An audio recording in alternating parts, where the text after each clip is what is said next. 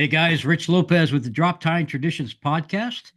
This is episode 140 something because I've lost track as I'm banking podcasts because I want to hunt. And so my guest tonight is actually this is part due, Mr. Grant Richardson of the Ethical Predator. How you doing, Grant? Good, Rich. Happy to be Th- here. Thank you again for coming on. Grant was with us episode 37, and that was back when I was kind of green, didn't know what the hell I was doing. I still don't know what the hell I'm doing, but I think you guys, I hope you like it. That's all I could care. Now that it's on YouTube, please subscribe and like. That goes a long way with things. But before I begin, I want to thank all my supporters: uh, Traditional Bowhunter Magazine, Traps Feather Rests, StickbowSupply.com, St. Joe River Bow Company, all the guys, all the people that are out there. Heck, WhiskeyCityTradGear.com, Jessie Savage Blacksmith.com, StickbowHuntsMX.com, and my boys. Well, they're out there, so you guys know who you are. But I will put them down in the description. So let's move on. So Grant, so when we first talked, it was back in actually it was March 6th of 2024. Yeah, Um, you've podcasted me and I've podcasted you, but that's here we right. are again. And thank you, old friend. That's the way I can. You're an old soul to me. hmm Um, what? Just let's recap. Where were you born, raised, and etc. And introduced into bow hunting and archery? Yeah, Ontario, Canada, and came from a family pretty rich in the heritage of bow hunting in Ontario, and lucky enough to accompany my father on a lot of the formulation of some of the laws here for primitive weapon seasons originally that have now been torn apart, of course, but in the new Mm. age is things. But it is what it is. But no, yeah, it was great. I was raised with it and started shooting a little green glass nameless Robin Hood longbow at age about 3.5, and yeah, never looked back. And is your dad still with us? He is, yep, yep. You guys still hunting together? Not as much hunting together, a little bit when he wants to get out. He's strictly on the ground now. I am pretty Mhm. much too, I guess, not because I just prefer being on the ground, but no, he still shoots all his longbows. He's got 7 longbows. He's still got an original Black Widow, Ken Beck era Widow, Mm. Yeah. with 2 sets of limbs. Shoots the 50, it's 53, 54 pound limbs every week. He still shoots all his bows, all of them. But he's a huge ASL guy, right? He's got a Schultz built hill, and Ooh. he's got a pile of bows. He got a bunch of Steve Terre's one of Steve Terre's bows still. I thought he had two. I've lost count. So yeah. Yeah, the ASL is something I love. My hunting partner John Hutter, and who's been on my podcast, has made me two ASLs, and I just love shooting them. They're fun, but yeah, they're 66 inches, so shooting out of a tree stand, you really got to lean out uh, Right. Yeah. to get things moving along. But I have not hunted here in Florida. I've been hunting up north, so it is what it is. But I love the longbow with cedar arrows. Yeah. Nicely matched cedar arrows with a heavy point up front. There's nothing better. Yeah. Yeah. Now you're still shooting your original Howard Howitt. I It, am. it's a high speed. Yeah. I've been still, that's my numero uno still. So Hmm. yeah, it's one of the two I have. Like I still got one of the original double tapered lamb hunters, Okay. but it's sitting at 62 pounds, and it's I can still shoot it no problem, but I've been shooting the high speed. It's a Mhm. beautiful little bow, as you know. Yeah, I'm Do still you shooting it. need the hunter shaved down 5, 6 pounds? Uh, not yet anyway. Boy, does that thing ever shoot drill and arrow still Oh like yeah. nothing. Hmm. Holy crap, man. Tell you. So I got So to ask you, what is your fascination with Howitt archery? Because I'm enamored with them. That's my favorite bow to collect. I tell you, I have owned, well, then I've got a new hunter coming from Josh Hmm. in a little bit, but I think that will be my 29th Howitt that I've had. Okay. Had a 18 at one point total, but I've gone whittled it down a little bit now to a handful. Um, well, my wife's got a Diablo, 45 pound Diablo, original Diablo, that Okay. sucker. It's like Pete Is Denley and it I talked about that sucker. is it a rosewood model? It is, yeah. It's Oh, good. Lucky for sick, her. sick, sick, sick. They're hard Yeah. to come and buy in that poundage. Yeah, yeah. He's Peter Denley said it was one of the last years that was made. It's one of the final years, 64. I believe that was a 64. That Seven. sucker, I think 74 was the last year. something like that. Yeah. The straight up Diablo. It's not the Super D, it's the Diablo, I Oh, think. Diablo with the Diablo, not the did Super it? D, but straight up Diablo Rosewood. Okay, Yeah, so it had the what do they call that sight window? The knife edge. the Did it knife have? edge. Yeah, Yeah. yeah. Do you want me to grab it real quick and so Yeah. you can see it? Heck Give yeah. me Let's see some eye two candy, man. seconds. Gotta love it, man. Yeah, eye candy's good. I got some stuff for you guys too. My cheeks are red because it's cold here in Florida. It's 37 degrees. Can you believe that crap?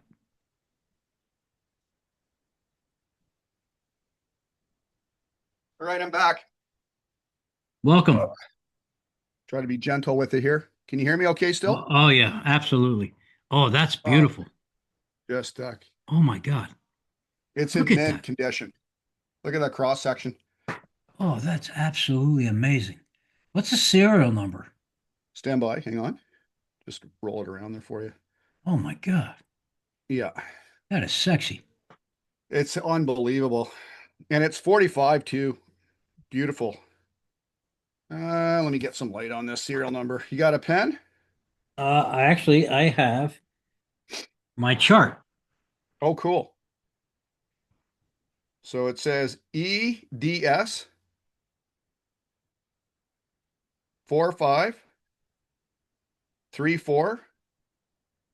4534-58. 1964. Yeah, So people, I don't know if you can see this. so cool. Yeah, that is incredible. I love that. This Look at this that. is from Peter Denley. Thank you, Yeah, yeah, Peter. yeah, yeah. He lives right across the river from me here. Oh Pete, man. good guy. Yeah, Yeah, I'm he's gonna a show. he's Look at he's that a wealth angle of of the look light at on that. that. Oh my God, look at the wood. It's so rich in there. Look at that. Isn't that nuts? That's dark, eh? That's That amazing. yeah. I have to put That's on her bow. I got I'm to put not my allowed other hunting with it. glasses. Oh no. Not allowed hunting with it. Oh yeah, look at that. That's amazing. Yeah, I'll I'm try to get blind a as little. a bat. That's why I wear two pairs of glasses. Yeah. Man, is that just rosewood? That the stripe is that rosewood? Yeah. Yeah. Wow, that's Crazy, eh? that's heartwood, man. To get Talk that about dark. breaking the mold, eh? With that kind of thing. Mm-hmm. Look at that. And that I tell you, I've shot this bow like dead in the hand, like dead, dead, dead in the hand. Crazy, like nuts. And that's what you were asking me about how it's like. Be gentle with this baby here. Like there's just some sort of mystique about it, I think. I mean, the first hound I ever saw was sitting on the back of a pickup truck with a little 6 point whitetail when I was about 8. And it was a buddy of my dad's, and it was a Super D with the old phenolic and rosewood. And it was like, there was a bunch of bows sitting around, and I'm like, what is that? And my dad, very dramatic reverence, that is a Super Diablo by Damon Howitt. It was like he was introducing a television ad. And I'm like, I want one. And like that drove me around the bend seeing that bow. And Yeah. there was a bunch of bows sitting there. I mean, there was some beautiful Brownings. His Explorer was sitting beside it. And I liked the Brownings up until that point. They had some pretty, Drake influenced bows. And I was like, what is that though? That's like, what is that? And then the name, Super Diablo, I'm like, oh, as a kid, I'm gonna get one of The those. Super Devil. So yeah, that was what did it for me. But it's like you said there, for me as a bow, very reliable Mhm. and smooth. And I mean, yeah, my Mamba, the first one I got, would stack right at 28, but I learned to shoot it really well. Killed a pile of, animals with that very ethically too, like I mean, so they became kind of, I think, a mojo thing for me. I was so worried. I shot a bunch of other bows, but I'm like, no, wasn't for me. Now, did you stick with 58 inches because of tree stand hunting or what? A lot of ground hunting. Like we hunt, like one of the best areas when I was a teenager, when I first started hunting with that mamba, that I had a lot of access to was full of dogwood. It Hmm. was super tight, messy, cedars on the edge of it, Yep. and I suppose it did, I guess. And then, once you kind of get into the bow thing, I sort of a little bit, I fell in love with the hunter right after. I hunted with that. I've got a 91 hunter I've hunted with, one of the last double tapered lambs. I've hunted with that thing for 16 years probably, and then I went over the last, I guess, 8 years, 7 8 years to the high speed now. Yeah, So that's that high speed's 54 inches, that the one I have 56, is a 58 actually. The one I 58. have, Okay, yeah, the they 58. Yeah, messed around. If you look at the yeah, catalogs, they yeah. had 56 inches, they had 54. Yeah, Right. they bounced Well, around. My favorite Howitt to collect is the Monterey. oh my God, I sold a Monterey. That's the one I regretted. I told Peter Denley that I let that thing go. They're as rare as hen's teeth. But it was, There's one on it had Facebook, that, eBay. it had that coloring, like that richness, like that did Yeah, with that. and that was their Cadillac, and I call it the Cadillac of the Howitt Hunter because it was like Right. a Howitt Hunter, Yeah. but with better wood. It was just a better looking bow, but it was the same bow. Yeah. Um, just amazing. I've had tons of them. Uh, Different variations, high risk, low risk, all sorts of crazy Mhm. stuff. And it's one of those things. Oh man, I regret selling that. I regret selling that. But how many Yeah. Yeah. bows can Yeah. you collect, right? Because I still shoot the same damn bow every day, Yeah. and I Me too. hunt with the same bow every day. Hmm. So I got bows back here collecting dust that I've not shot. So they need to go. Um, I don't know if you find this about the Howards too, and I'm not plugging, like, I'm just talking about it because you asked, but the pivot point on the handle was a big deal for me. They are so forgiving. Like I just can find it real easy. Like that was a big thing too. And of course they're pretty medium to high risk, a lot of those mhm. suckers. But Yeah. I mean, that's one of the reasons I tried. My dad tried. Buddy of mine gave me a Hill Redmond to shoot for a couple Mm. of weeks. I shot it for about 8 arrows. I'm like, no, that's It's no. kind of stiff wristed. It's like just like, but the thing with ASLs, and it was an ASL, correct? Oh yeah, Okay, with those, it's almost like a boxer stance, and you have slight to, dish grip. right, Yeah, yeah, slight this. You cannot yeah. go straight. You cannot go straight. No, no, and it's funny because my It's dad like said, fighting. when he had talked to Schultz in the 70s, it's like you got to shoot it like you're carrying a suitcase. You can't straighten your arm, and you got to bend it, and you got to hold it straight. And so he's sitting there trying to coach me to shoot this thing. I'm like, no, I'm done. Can't do it. Nah, No, give me my recurve back. So nothing against him at all, but yeah, I don't couldn't do it. Just I will kill something with my longbows, but it's just right now, I'm lights out with the recurve, so I'm gonna leave it. yeah, Don't yeah, don't fix it if it ain't broke. sure. So, you've been around for a while. You and I have talked for a while. How's the ethical predator thing going? Well, we had an app running and it was so high maintenance, and apps are gone. They're not Mhm. functional now Mhm. unless it's a mapping app of some kind, a geolocation map or what mapping Right. app. And we went to what's called School, Skool. It's a community-based approach. And you had suggested that to me at one point as well, a little bit. We talked about that. Right. And so we can talk about our movement, the ethical predator movement, so to speak, sort of as a counter movement to that product based approach where it's sort of based on education. I mean, even right down to our t-shirts is the same thing. The t-shirts we've Mhm. had come out are centered around the exact same subject matter, right? But the difference is that the community is the one who picks the design and the choice, not us. So it's kind of that same way with the education piece, right? Because I think if we haven't had one argument on that group, we started it last year on 21 November. I joined it when we formed it. So there's nothing like Facebook where you make just an honest comment or another social media post and you could get flamed in a matter of Oh seconds, my God, yeah. just blown apart. And we haven't had an argument. There's been nothing. I mean, No, we've had to tell a few people to settle down, but nothing like that. I know that I still get my emails from Jen, and a shout out to your wife, Jen. She's Oh a my God. stalwart. Uh, she's a maniac. Yeah, administratively, she's like up at 4 o'clock in the morning before she goes to work. She's 2 hours working We got to on that get her whole. on the podcast because I would like to talk about the technology end of things with her Yeah, yeah, because this yeah, I'm doing podcasts, you're doing podcasts, Stickbow Country's doing podcasts, but yeah. there's more to it than just this. What we're looking at here. There Uh, is, yeah, yeah. She's incredible. Well, the thing about her is that she won't be beat. Jen is a no, I'm not giving up person. And she's she an was A raised in type a female. yes, big time. And she was raised in a hunting and fishing family.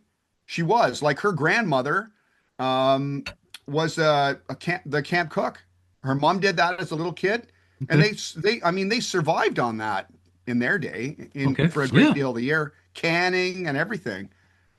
So yeah, she's Yeah. amazing. That's amazing. Yeah. Well, I mean, shout out to my wife, Lissa, because she's amazing for putting up with me. She's like, "What are you doing tonight?" I said, "Well, I'm doing a podcast." She goes, "You did one last night." I said, "Well, I'm kind of double dipping here." And she's Yeah, like, yeah, "You really are into this, aren't you?" I said, yeah, yeah. well, when I spoke to Mark last night from Steakboat Country, we talked about burnout. Okay. Right. Yeah. And now I checked you out on your podcast. It's been a while. It's been January since you did your last one, Yeah. So we January have 24th. the code, you mean, or ethical Yeah, predator? the code.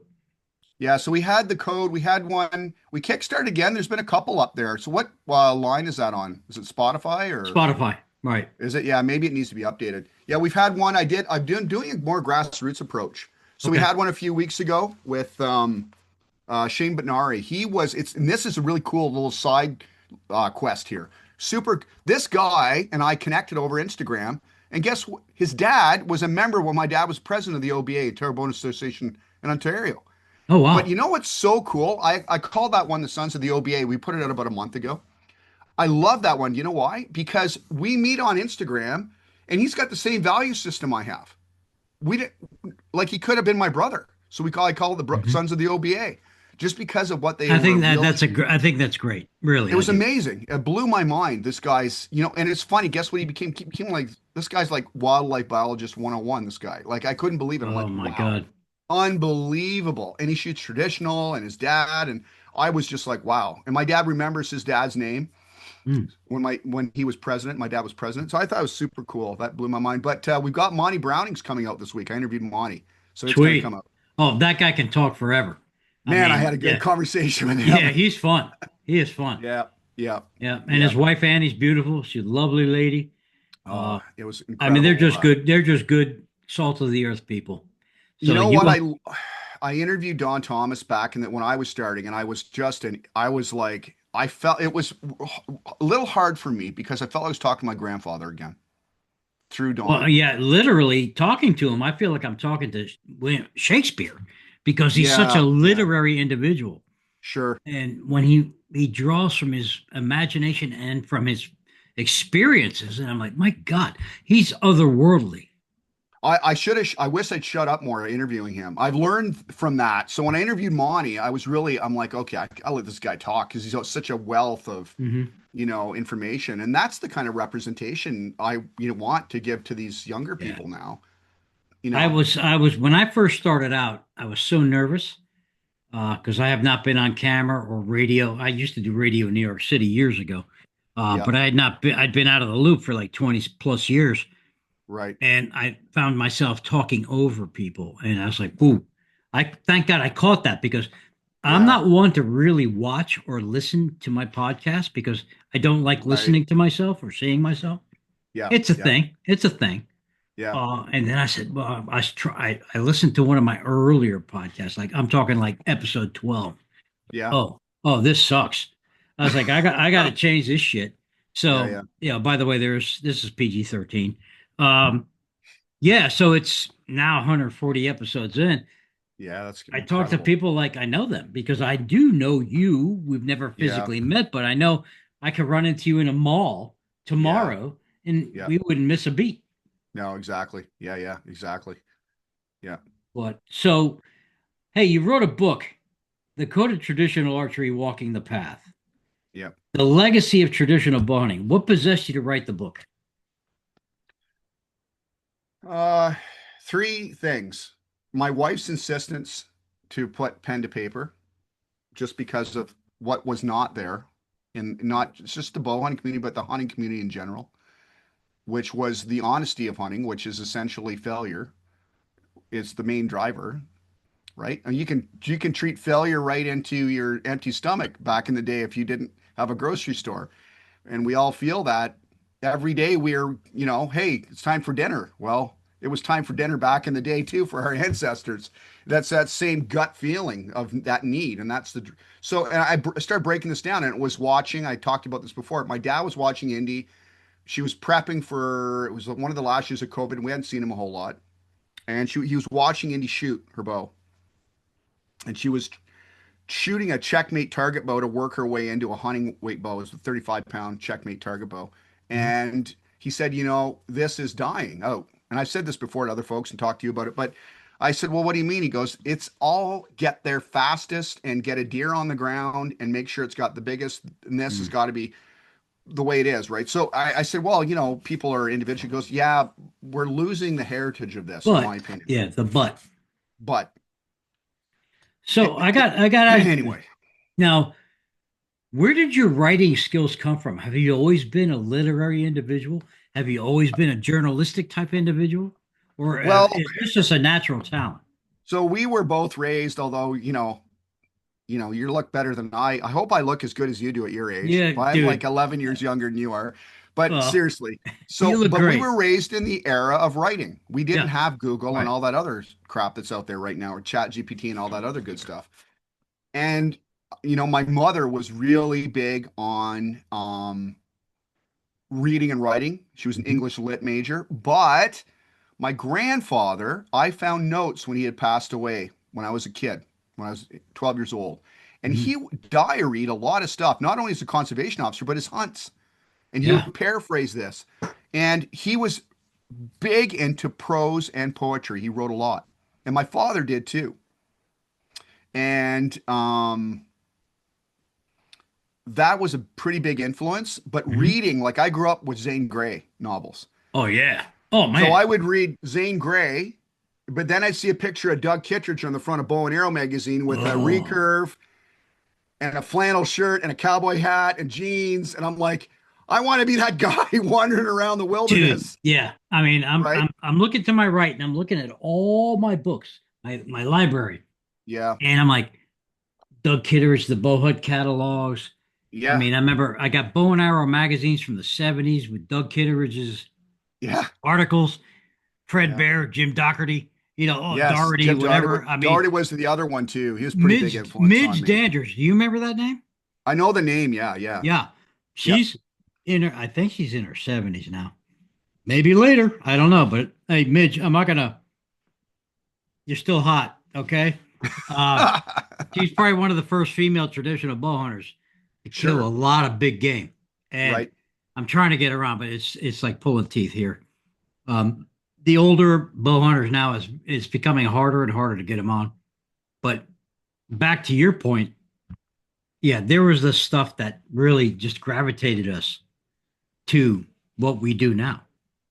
Vic Boyer, I was young, and I asked him, I said, because he was from New Mexico bow hunters, and they would come down for the bear hunt, and they'd exchange hunts, the spring bear hunt the OBA had Mm, here.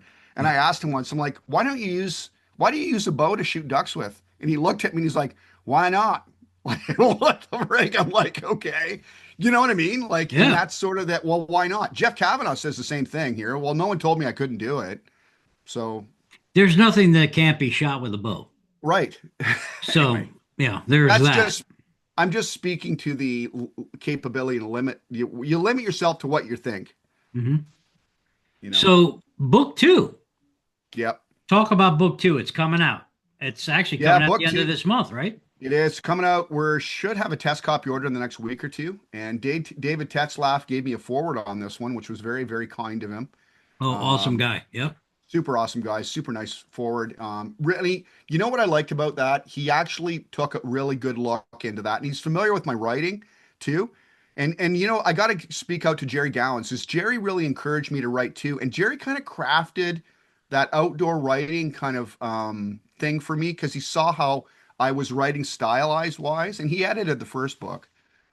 And he liked the fact that it was based on three pillars, weapons efficiency or efficacy with your bow on a personal level, and then ethics to guide you on your journey as a predator, and then conservation and stewardship that all tied it in together. Hmm. And that was cool. But he told me, he said, you're gonna upset some people because you're speaking to the truth of it. You're not kind of candy coating anything here. So No, for the second book, I just dumbed down on all those things that really. people Okay. maybe, yeah, I really went hard. So there's a lot of it is based on, you know, continuing the pillars of the code of traditional archery, but a lot of it is based on Mm. sort of that ethical process of a hunter, no matter what platform he uses, whether he uses a rifle Sure. or a compound or even a crossbow. I think, and we've had people, It's a I skill will set. say, It's a skill it's a set. skill set, right? We've had people say, "Oh, I want to join your group." Bunch. Matt Rennell, Steve Rennell's brother, I did a podcast with him. Just came out today, a few Well, weeks I'm ago. looking at it right now. I'm on my phone. Yeah, Yeah. and he Eh, made he made a statement in that podcast, and this was interesting. He said, I I've will had some listen other to it tomorrow because I have he not heard said, it because you sent me everything very late this evening. yeah, I So did. I was Yeah, my showing it bad. to my wife, and my wife goes, "Boy, this guy's got a lot to say," and she loves what you had to say. My wife has got a very short attention span when it comes to Right. what I do. Okay, Yeah. uh, Why is that? I'm just, because she's married to me. Um, but it's one of those things. She goes, "Man, he's got awesome stuff to say," and I just went over stuff with her, and she's my yeah. rock because Yeah. That's what Jen is she for me. she keeps 100%. me. She goes, "Look, you do what you love, but be careful what you say," Yeah. and I do. I am opinionated, and I will say stuff that pisses me off. I really don't care, but Yeah. Yeah. I've been following you for a reason, and you know this. Yeah. Is because you talk the truth based on emotion, based on experience, and based on input, which I respect that beyond belief because I'm the same way. I Yeah. think. I mean, Yeah. correct me if I'm wrong, Yeah. No, but of course. um, I'm not afraid to call somebody out if I have to, 100%. Yeah. but Yeah. I'm not afraid to also speak my mind and my opinion. I mean, that's the whole reason here on my side of the border, freedom of speech. And I How got a many lot. people, sorry to interrupt you. How many people do you know? Because we're going to have you to Ontario at some point. We will. How many people do you know that you can walk into the bush with and go, there's a stand there for you. Have a great night. We'll see you at dark and not worry about anything. Not Two, even, two, right? two. I'm just saying There's that only two people, two that people you on this personally earth that hunted I with, trust. That I that you trust. personally hunt with. Yeah. You know what I mean? That you've Yep. been out with. That's what I'm saying. Like I know a lot of good bow hunters, a lot of people, but I've never hunted with them My, or been out yeah. with them. My buddy That's what I'm John, trying to he's say. my primary bow hunting partner, and my buddy Yeah, Jim, who's my best BFF forever. yeah, Because we take care of each other.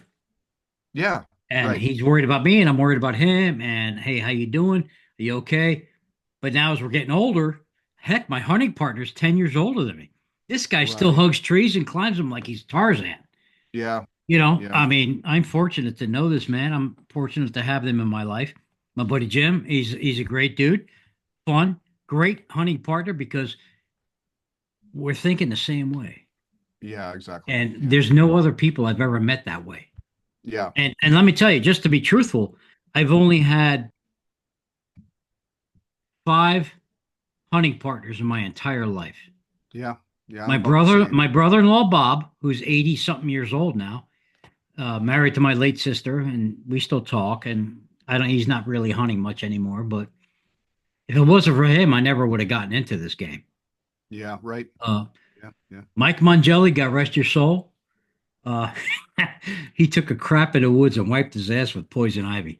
That Oh my was God. that was hilarious because it was weeks before he could get back out in the woods. But we share this funnage, and then there's John That's and amazing. Jim, and that's it. And then I've been Yeah. with a couple of guys before, and I was like, nah, I'm not hunting with this guy anymore. They don't know what they're doing. I left a guy when I was 17 in a swamp 14 miles out of town to walk back Oh, with his chest waders and his shotgun and everything else. oh shit. He almost blew my head off. Oh my God. That's Being an terrible. idiot. And they I would mean, invite me out because I could call. My grandfather had been a duck calling guy in Ontario. Like he'd competed and he made amazing calls. And I had 3 or 4 of his calls after he Mhm. passed away, and they knew I could call. So I got invited out to some good hunts, but that was the last one I did with him. And my mother's like, so his grandfather's called me, lived with his grandfather. Apparently you left him there. I want you to go back and get him. I'm like, I'm not going back and getting that. Guy's an idiot.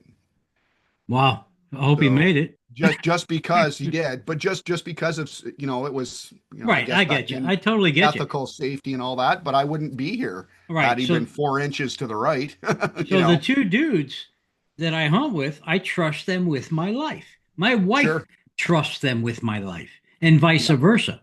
yeah, So this year, hunting in New York, my buddy goes, "How come you're not getting in the stand?" Well, yeah. because one, nobody changed the straps, and I'm not Wow, going to change the straps.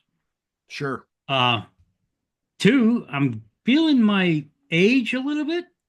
I yeah. don't have the cat-like reflexes I used to. You know, I used to. I mean, I took a crap in a Ziploc bag 30 feet in the air one time. Oh my But yeah, God. yeah, and I was Amazing. pretty good at that. It was 19 below zero, That's so amazing. that was amazing in itself. There's a Uh, t-shirt or a sticker there somewhere, Rich. I don't know. Something Nothing. there. It was nothing. It was just perfect. It was just the perfect poop. Uh, so I just threw it overboard, and I still killed 5 deer that day with the rifle. Sorry, guys. I'm a two Amazing. season hunter, Yep. and yeah, it is what it is. But I mean, I've got stories for days, Grant.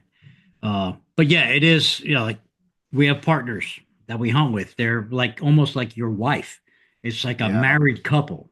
Yeah. So that's important to me.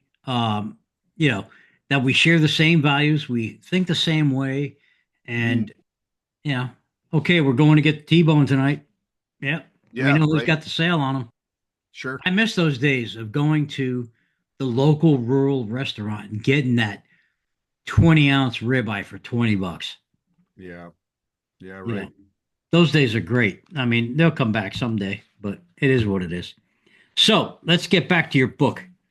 Um, you've written this book. I mean, when does it come out?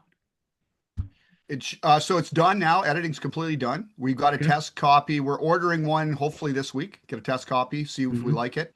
And the best thing is we're gonna have our own book. We have our own bookstore coming. So actually an Oh, online. So it's eventually going to be on Amazon like the other one, but this time that way the best thing about this is we can track the order, we can personalize things. Like it's a little more control than, Kindle Direct kind of thing. Um, so that's kind of a big deal. hmm. For the school group members, we had Trad Bowhunter, Ethical Predator, our school group. It's going to be released to them first as a thank you for their dedication to us, and then it's going to be pushed out. But there's 10 chapters. There's 2 shorter chapters because I wanted to focus. So I have a whole thing on tracking as a skill set. Hmm. So a lot of this is kind of not so much it's really sort of about the heritage of those old world skills that are connected to that process of bow hunting or hunting with anything. So yeah, the same kind of storyline is there and lessons learned, but a lot of it has to do with like the back end. I think there's like 3 or 4 pages on tracking skills, kit lists, things like that, things Are that you people have asked are me. you at the snow right now? So we had our earliest biggest snow wallop last weekend, Okay.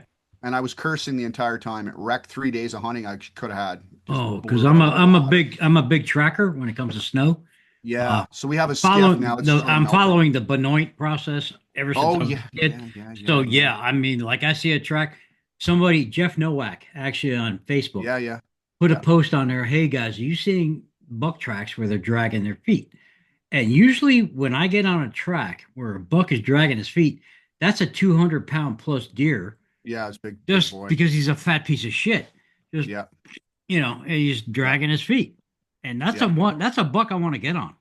Well, look at the name you just mentioned, the Benoit thing. Like that. That Yeah. is a type of hunting that people don't do anymore. No, they don't because they're lazy. They don't do it. It's not happening. Trail cameras and let's do what's my app doing today? Right. So I That's a mean, for lost skill. me, yeah, exactly. So there's a huge part of that based on that whole lost skill set of tracking, and there's a lot of failure in it. I talked about a moose hunt when I did some guiding as a tracker that I did that made me stop doing it because it was such a crappy event. But boy, did I ever learn a lot from it. And I Yeah. found and shot that moose and put it down finally, not because of my tracking skills, because I wouldn't stop and give up.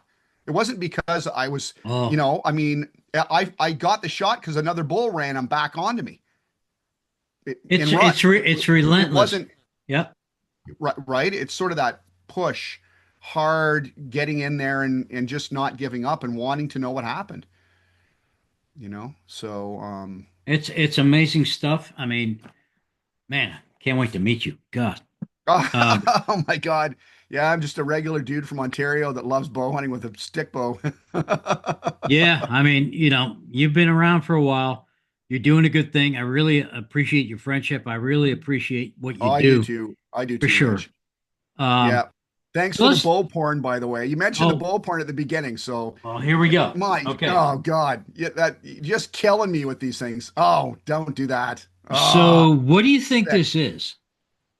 Is it a knife? It looks like a knife edge hunter, a mid 60s. Is it? No, No, keep going. no. Think about that. I don't know. Look at this. And then look at that. Oh, it's got brown glass on it. Oh my God, I get my glasses on here. Oh, it's one of Brandon Stahl's bows. That's Yeah, right. I buddy. forgot. I totally forgot you'd shown me that before. That's Now sick. this bow is probably 50 shades darker than when I first received it. Yeah. The Wow. riser wood is Congalve alves, which is tiger wood, and Wow. uh That's crazy. cocoa, Look at and that. actually zircote, which is the stripe. Ah, yeah, yeah, yeah, Yeah, yeah. look at that, man. That thing is like, it gives me a BOWNER. It looks like I had a 66 Rosewood with that deep, deep, deep high risk grip on it. Hmm. I regret selling that bow. I think it was one of the So fastest howits I had. It looks like that. It looked let me like see that. if you can guys see this. Hmm. Can you see these milky spots right here? Yeah, yeah. Okay, so Huh. it's delaminating at Wow. that point because the throat is too thin. Okay, okay. So Brandon has warned me, do not shoot this boat, whatever. So I've exonerated him with like, yeah, okay, well, you're not responsible anymore. Because this boat's 15 years old.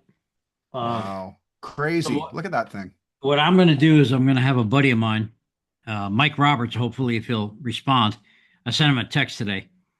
If he can make me some G10 dowels, Oh, okay. 3/16 dowels, I'm going to insert G10 in that sucker, refinish it. I'm Interesting. gonna shoot this bow again because I was on a deer hunt in Wisconsin with that bow, and I went to pull it back on an 8 pointer, and I come back and I heard the click. I was like, Oh no. what the f is that?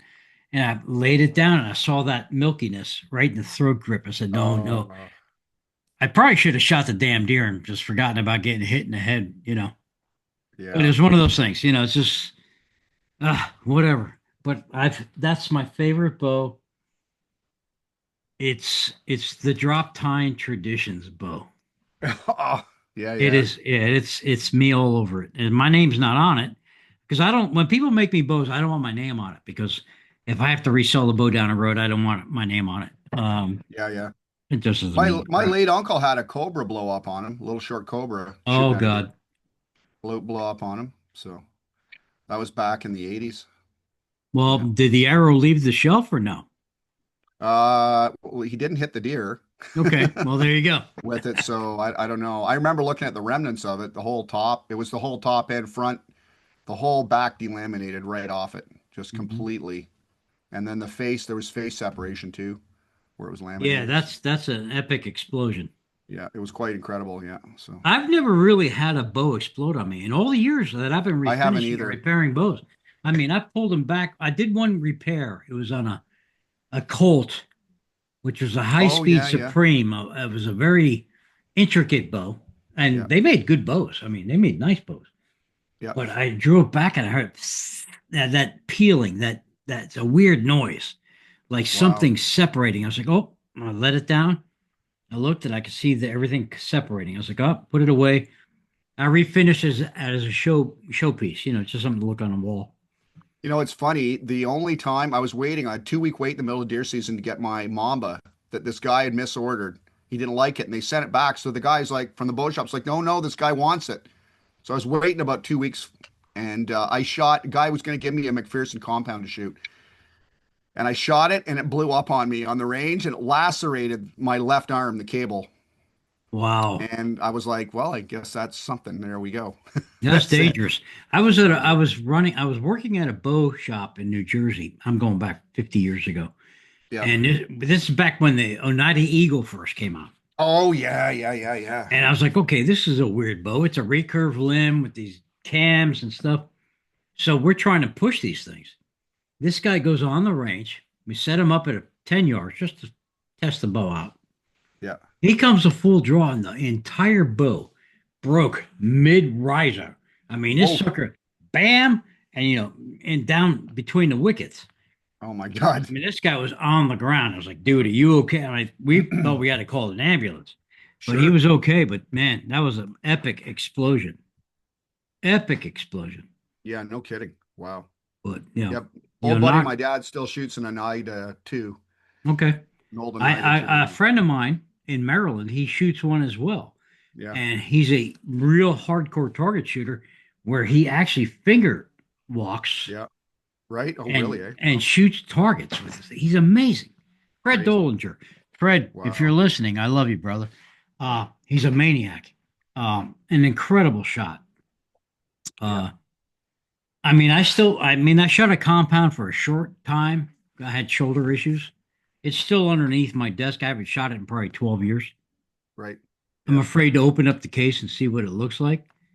But these things they can hang on forever. So Oh yeah. Yeah. Yeah. how's your deer season been going?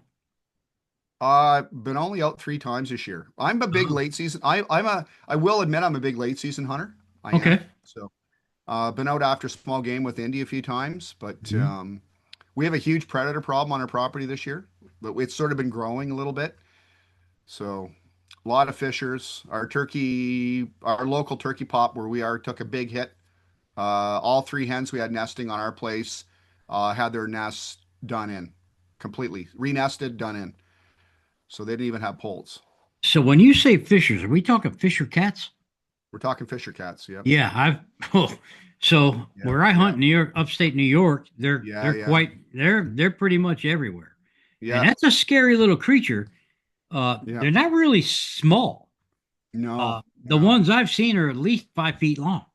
Yeah. Yeah. They're pretty big. We had one take a run on a buck fawn on our. We have our trespassing trail cams set up on some of the property edges to check for people coming in, and we had one run a little button buck right off from under an apple tree 2 days ago. Like just didn't attack it, but ran at it, freaked it out. So yeah, They're actually interesting. beautiful. Can you hunt them in Canada? Can you? Trapper's license, fur bearing license.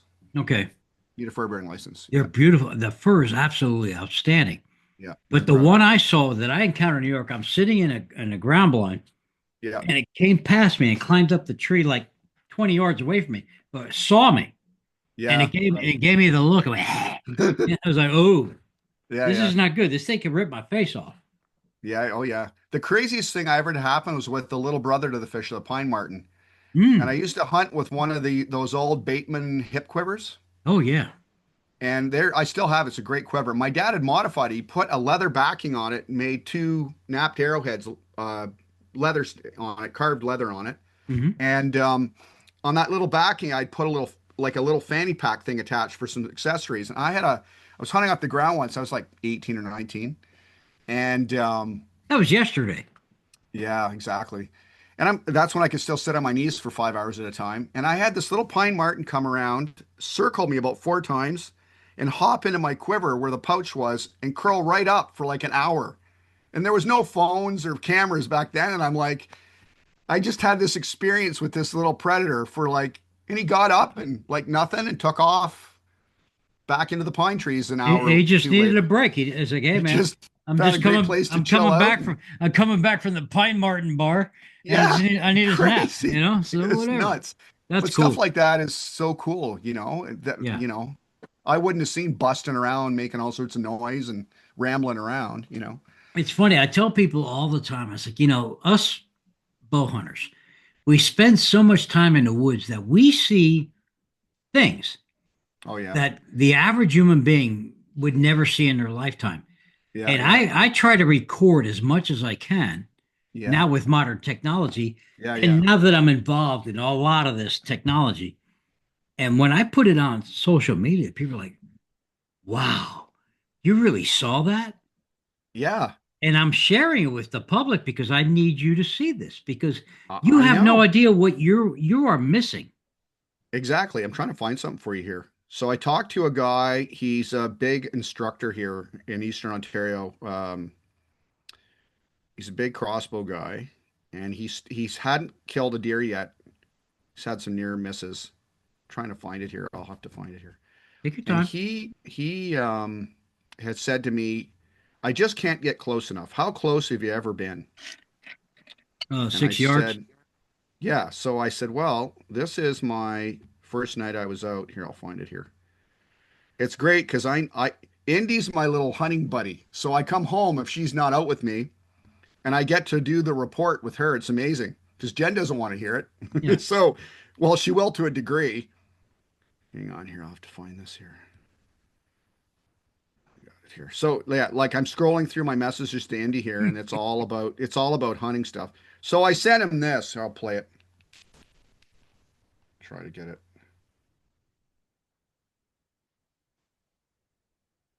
Don't know if you can see that. I can see it. You got volume? Oh, nice. Oh So yeah. that yeah, so that little guy, I'm trying to get it to the cameras. There we go. Oh yeah, yeah, perfect. So I said, well, that's 9 feet from me the other day, and he didn't know I was there with mommy, Yeah. little button fawn. And So like yeah. and he was like, how did you film it? I'm like, I just hauled my camera out and I filmed it. You Yeah, didn't know you film. didn't hear you or see you? I'm like, Yeah. no. No. Did you get The rattled? thermals No, are in it's your favor.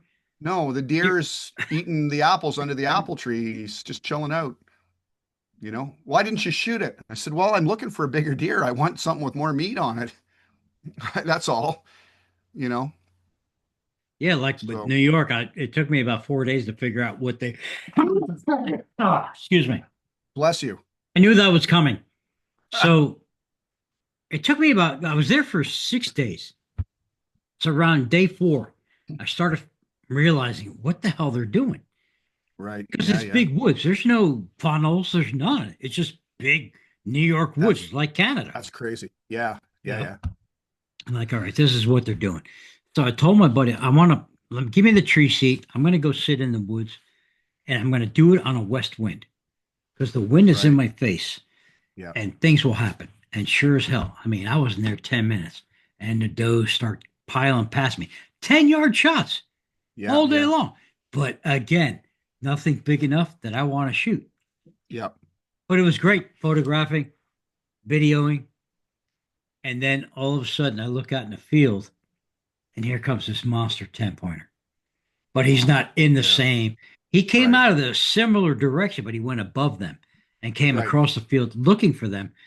Yeah. He ran them off into the opposite woods.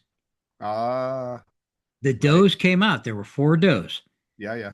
Three came back. So he got onto the fourth Oh, one. right, Yeah. right, right, So, right, she was ripe for the picking.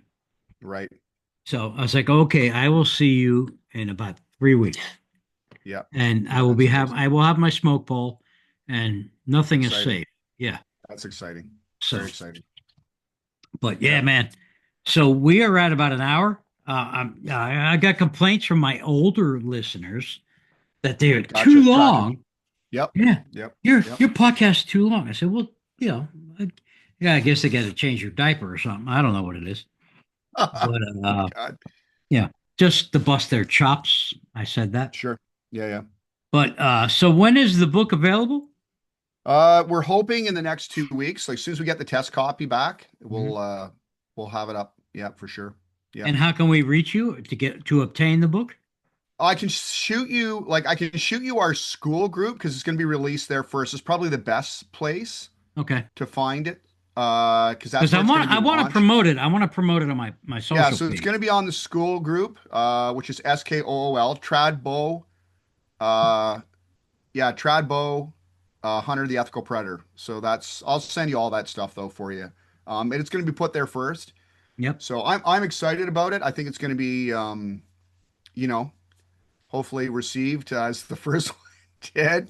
But yeah, I really did kind of dumb down on like really hard. I'd really draw a line in the sand in this one more than the other one, more than I did in the other one. And so, yeah, yeah, I love writing. It's just incredible. Uh, I've been wanting to write my story for the Mexico hunt since last yeah, February, and I've just yeah, been so busy with work. It's just my mental my shit. I'm banking these podcasts, and I'm like forgetting who I talk to, and it's like sure. I have to make myself mental notes and create digital notes. Yeah, yeah, So this one's gonna probably drop in about 2 weeks. nice. And So I want to do the Rich Lopez redo for the code too. We got to do that's that in fine. the next That's couple of fine. weeks. We Whenever got you time. want, because I'm not leaving until December 8th.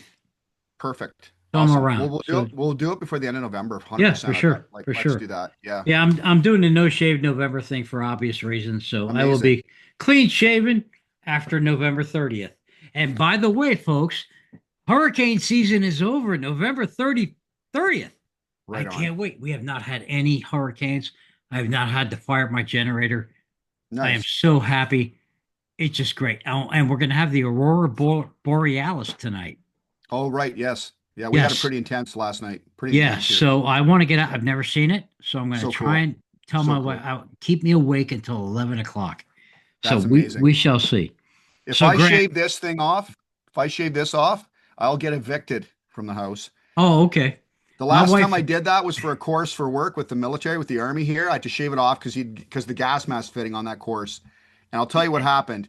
The dog ran on between Jen's legs and started vomiting oh God. and hid behind her and started vomiting. Like, who is this guy?